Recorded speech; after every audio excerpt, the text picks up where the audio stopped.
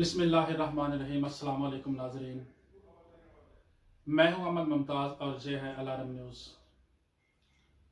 नाज़रीन, आज मेरे साथ इस बैठक में, इस सियासी प्रोग्राम में मेरे साथ आज मौजूद हैं जनाब सहाफ़ी, सीनियर सहाफ़ी व तज्ज़िया निगार जनाब तलत हसन भट्ट साहब, जिनका ताल्लुक़ इटालिया से है, जिनकी काफ़ी अपनी ऑर्गेनाइजेशन भी चला रहे हैं, एक पीपल्स राइट ऑफ ऑर्गेनाइजेशन, और एक मीडिया चैनल के भी चेयरमैन हैं। तो नाजरीन, आज के इस प्रोग्राम में बात करेंगे जनाब तलत हसन भट्ट साहब से, उनकी जो नज़र है सियासी जो सूरत हाल इस वक्त पाकिस्तान में, उस पर उनकी क्या सियासी नज़र है, किस नज़र से वो देख रहे हैं। तो आइए जनाब तलत हसन भट्ट साहब से वेलकम करते हैं। जनाब अस्सलाम वालेकुम। Thank you. वालेकुम अस्सलाम। बिस्मिल्लाहिर्रहमानिर्रहीम। जी जी तलत हसन भट्ट साहब, आज इस सियासी प्रोग्राम में सबसे मेरा पहला ये सवाल होगा आपकी तरफ से कि मेरी तरफ से आपके लिए, कि ये जो आज पूरा दिन सियासी अखाड़ा लगा रहा है पाकिस्तान में, तो इसका क्या नतीजा निकलेगा आखिर पे? जी मुमताज साहब, ये कोई ढकी छुपी बात तो है नहीं। अब दो मरहले हैं, एक यस और एक नो। एक इमरान खान का रहना और दूसरा चले जाना। जी आउट और इन की गेम है। अब आप ये पूछें कि इन होगा तो क्या होगा, आउट होगा तो क्या होगा। जी तलत हसन भट्ट साहब, मैं ये बिल्कुल नहीं पूछूंगा कि इन होगा तो क्या होगा, आउट होगा तो क्या होगा, क्योंकि आप मेरे सामने आज मेरे प्रोग्राम में हैं। तो मैं अपनी मर्जी से सवालात करूंगा, जो मेरे सवालात हैं उन्हीं का आपको जवाब देना पड़ेगा। तो चलो, इस बात को आपने थोड़ा सा रोल कर दिया है, थोड़ा सा इसको घुमा लिया है। चलो, मैं एक और सवाल आपकी तरफ लेके आता हूं कि ये जो आज स्पीकर साहब ने किया है कि बस उसने वो फातिहा खानी करवाई और फिर उसने जो इजलास था कौमी असम्बली का वाइंड अप कर दिया और कहा कि मंडे को आओ, क्या ये एक कानूनी हैसियत से उसने किया? जी बिल्कुल मुमताज साहब, इससे पहले भी ऐसी काफ़ी दफ़ा ऐसे मरहले आए जिसमें अगर किसी की फौतगी हुई तो दुआए फातिहा कहने के बाद उन्होंने क्लोज किया और उसका एक डेट दे के, नॉमिनेशन दे के तो बर्खास्त हो गए। ये कोई पहला मौका नहीं है, इससे पहले भी कई दफ़ा हुआ। जी भट्ट साहब, तो जो हमारे वजीर आजम इमरान खान साहब हैं, बहुत ललकारा उन्होंने अपोजिशन को कि मेरे लिए, मेरे खिलाफ तरीके अदम एतमाद लेके आओ, इतनी हिम्मत है तो लेके आओ, आप कुछ नहीं कर सकते, आपके साथ कोई नहीं है। तो मैं देख रहा हूं कि अब थोड़ा सा वजीर आजम साहब घबरा रहे हैं। तो क्या वजह है इसकी, क्या क्यों घबरा रहे हैं, वो क्यों अब सड़कों पर आ रहे हैं, असेंबली में क्यों नहीं जाते? जी मतलब सब घबराते नहीं है। वो कप्तान है, वो इस मुल्क के और इस कौम के निगहबान हैं। वो ऐसी बात कभी भी नहीं करेंगे जिससे मुल्क को, कौम को और उनमें मुसलमान को कोई नुकसान पहुंचे। एक जिम्मेदार शख्सियत हैं।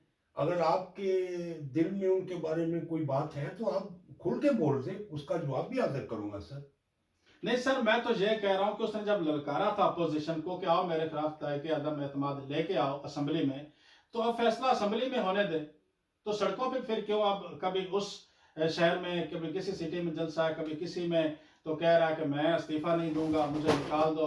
ये क्या, ये किस तरह की बातें कर रहे हैं वजीर आजम साहब? ये कोई नया खेल नहीं है। इससे पहले भी तकारीब में और इज्तिमाओं में और जलसों में और जुलूसों में उनकी एंट्री जो है कोई नई नहीं है। ये सरगुज़श्त जो उन्होंने पेश की, कोई नई चीज़ तो है नहीं।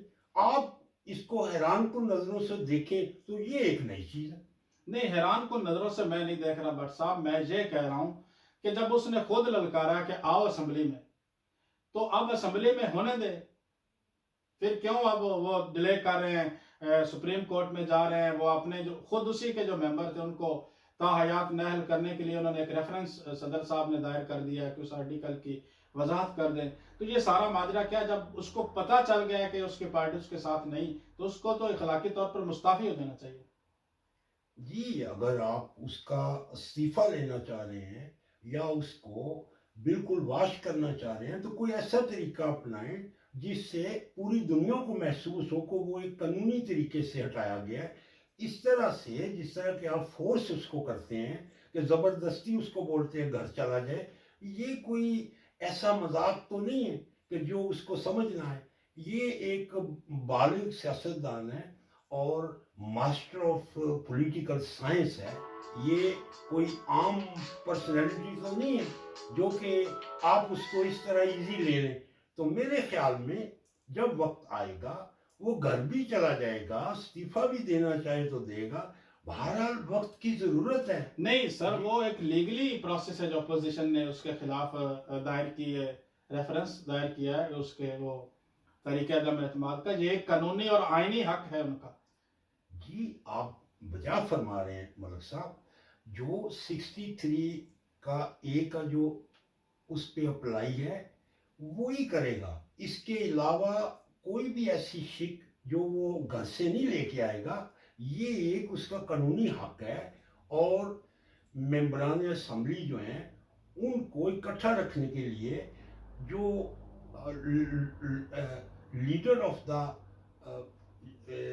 मेंबर्स है उसका हक है कि वो अपना कोई भी कानूनी हुक्म है वो साबित करे। इसमें कोई बेताबी और परेशानी वाला मामला तो कोई भी नहीं। जी, तो भट्ट साहब, ये जो 27 को हुकूमत जलसा करने जा रही है, तो ये किसके खिलाफ जलसा है? सर आपको याद होगा कि 77 जो MRD एक ऐसा प्रोग्राम लेके चली थी भुट्टो साहब के खिलाफ, तो ये मिलती जुलती कैफियत नजर आ रही है। उस वक्त भी पूरी दुनिया के मुसलमान इकट्ठे हुए थे, इस्लामी सरबराह कॉन्फ्रेंस हुई थी। 77 की बात कर रहा हूँ जब भुट्टो साहब ने इसको एज ए मेज़बान पूरी दुनिया में अपना लोहा मनवाया था। और ये सेम टाइप का उसी तरीके का मेज़बानी का जो इन्होंने शर्फ हासिल किया। तो ये एक बड़े लीडर की एक खूबी है कि पूरी दुनिया के उम्मत मुसलमान जो है वो इसकी मुट्ठी में आ गई। वो तो आगे मान लिया आपकी बात, मगर ये बताएं जो 27 तारीख को ये जलसा करने जा रहा है परेड ग्राउंड में, वो किसके खिलाफ है? वो तो एक शो काज है ना, वो एक तरीका है किसी को टैकल करने का। अच्छा। वो एक अक्सर वो एक खिलाड़ी है, वो सियासत को सियासत नहीं एक गेम समझ के खेल रहा है। और हमें उम्मीद है कि जो भी मुनासिब और तारीखी मोमेंट होगा उसी के मुताबिक वो भी डील करेगा। अच्छा, वो उसके मुताबिक डील करेगा। जी। सही है। तो तलत भट्ट साहब, आप कोई माकूल जवाब जो है, मुझे नहीं लगता आप बातों को घुमा फिरा के सारी बातों का जवाब दे रहे हैं। दरअसल मैं ये पूछना चाहता था कि अब इसको क्या ज़रूरत है सड़कों पर आने की, जबकि अपोजिशन ने इसको असम्बली में बुलाया। तो आपने 172 जो मेंबर्स हैं वो असम्बली में उनका जलसा कर ले। तो 10 लाख का जलसा ये परेड ग्राउंड में करेगा, तो 127 बंदे वो क्यों नहीं ले जाता असम्बली में? ले जाएगा जब वक्त आएगा। अभी तो चंद दिन बाकी हैं, आप इंतजार करें। जब भी इसका नजरिया इंतखाब होगा उसमें कोई भी ऐसा मेंबर नहीं है जो सामने नहीं आएगा। आपको भी पता चल जाएगा 172 है या ओनली 150 या 59 है, वो तो आपने देख लिया। तो 159 और 72 में 11-12 का डिफरेंस है। तो वो पूरा कैसे होगा ये तो कोई भी नहीं नहीं, जानता। ये तो अपोजिशन ने 172 से भी ज्यादा उनके पास मेंबर्स हैं, जिनने आके मीडिया पे भी बताया है। 161 मेरे ख्याल में उनके अपने हैं जो अपोजिशन के, और उसके साथ जब नाराज मिलेंगे और उसके बाद जब इत्तेहादी उनके साथ हो जाएंगे तो वो तो गेम उनके साथ पास तो बहुत बड़ी गेम है। नहीं वो ठीक है, आप बजा फरमा रहे हो, एक्स्ट्रा मेंबर्स भी उनके साथ हैं। मगर जो इससे कबल आपने देखा वो भी तो कोई झूठ नहीं है, वो भी तो सच है कि बहुत से सरप्राइज जो कि उनकी मुट्ठी में कैश है। अच्छा, वो कार्ड खेलने अच्छा, के इस तरफ चक्कर में- आते हैं भट्ट साहब। वो कह रहा है कि मेरे पास एक ट्रम्प कार्ड है आखिरी, जी, जो जी, मैं शो जी। करूंगा 27 या 28 को। एग्जैक्ट। तो क्या है वो? भाई इसको हम अगर इस प्रोग्राम में ओपन करेंगे तो फिर उसका कार्ड तो कार्ड नहीं है। तो ये एक ऐसा कार्ड है जिसको हम भी फील करते हैं कि अक्सर वो वजीर आजम है इस पाकिस्तान का, उसके हाथ में भी कोई ना कोई ऐसी गेम जरूर होगी जो कि एक खिलाड़ी को मौके पे निकालने की एक एप्लीकेशन होगी कि अच्छा। आप दूसरी तरफ से भी इसको देख लें। आप ऐसा ही ऐसा समझते हैं वाकई ही उसके पास कोई ऐसा कार्ड है जो वो एन मौके पे शो करेगा? जी मलिक साहब, क्यों नहीं। इससे पहले जो भी कार्ड उसने मौके पे दिए मेरे वजीर आजम ने, इमरान खान साहब ने, तो एन टाइम पे उन कार्डों ने अपना रंग दिखाया है। तो अब देर आए दुरुस्त आए, चंद दिन और इंतजार कीजिए। मुझे उम्मीद है कि यही दौर होगा, यही लोग होंगे, यही असेंबली होगी और यही आप और मैं होंगे कि उसकी तारीफ भी करेंगे और उसको वेलकम भी करेंगे। जी, तारीफ तो शायद ना हम करें, हम तो काम की तारीफ करते हैं। जब से ये हुकूमत आई है, मेरे नज़र के मुताबिक, मेरे हिसाब के मुताबिक इसने कोई ऐसा कारनामा अंजाम नहीं दिया कि मैं इस हुकूमत की तारीफ कर सकूं। मगर फिर भी एज ए साफ़ी मैं किसी के खिलाफ नहीं हूँ ज़ाती तौर पर, और ना ही मेरी कोई ज़ाती मुखालफत है किसी से। मैं वो बात कर रहा हूँ कि धरना जब दिया था इमरान खान साहब ने, तो उसमें भी हर 1 घंटे के बाद, 2 घंटे के बाद, 3 घंटे के बाद, 1 दिन के बाद यही कहता था अभी अंपायर का इशारा होने वाला है, अभी अंपायर उंगली उठाएगा, ये सरप्राइज दूंगा, मैं ये करूंगा, मैं वो, मगर कुछ हुआ नहीं था। इस वजह से ठीक है, पूछ रहा हूँ। बड़ा आदमी बातों से या मुकालमों से बड़ा नहीं होता, वो अपनी प्रैक्टिस से बड़ा होता है। जी। उसने 20-22 साल इस तरह से प्रैक्टिस की कि आज उन 22 सालों को अगर आप अपनी निगाह से देखें तो वो एक कुंदन बन के सामने आया और वो मजा हुआ सियासतदान है। हम उसकी इसलिए कदर करते हैं कि वो एक मुस्बत पहलू रखने वाला सियासतदान है। वैसे तो आप किधर से भी उसको क्रिटिसाइज करना चाहें तो उसमें तो चांद में भी दाग होता है। जी ठीक है। जी ठीक है तलत भट्ट साहब, बहुत शुक्रिया।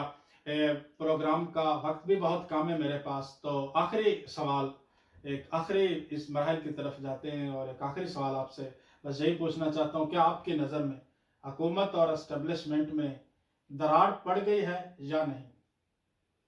मगर सब, अगर हम एस्टेब्लिशमेंट को इमरान खान के मुखालिफ देखें तो फिर भी कोई चांस नहीं है इस किस्म की पहेलियों का। ये एक मुस्बत सियासतदान है, ये एस्टेब्लिशमेंट को भी साथ लेके चलता है, अपोजिशन से भी नफरत नहीं रखता और अपने जो कारकुन हैं उनसे भी वालहाना इसकी मोहब्बत है। तो एक ही लफ्ज में इसको तमाम करूंगा कि आगे आगे देखिए होता है क्या, आगे आगे देखिए होता है क्या। जी नाजरीन, आपने जैसे बहुत सारे सवालात मैंने किए भट्ट साहब से, कुछ सवालात सख्त थे और कुछ सवालात बहुत ही नरम थे, कुछ सवालात बिल्कुल हम तो पूरी कोशिश करते हैं कि अपनी तरफ से कोई भी ऐसी बात अपने पास से ना करें। जो बातें वक़्वे पजीर जो हुआ है, जो मतलब होती हैं, हम वही बातें करते हैं। जो बातें वक़्वे पजीर होती हैं हम उन्हीं बिल्कुल वही हम पूछते हैं, वही इस प्रोग्राम में डिस्कस करते हैं। आम आवाम के लिए तो भट्ट साहब कह रहे हैं कि आगे आगे देखिए होता है क्या। तो नाजरीन, अगले प्रोग्राम में इंशाल्लाह ताला फिर मिलेंगे, फिर मुलाकात होगी। मुझे और तलत भट्ट साहब को इजाज़त दीजिए। अल्लाह हाफिज़, अल्लाह निगहबान। पाकिस्तान जिंदाबाद, पाकिस्तान।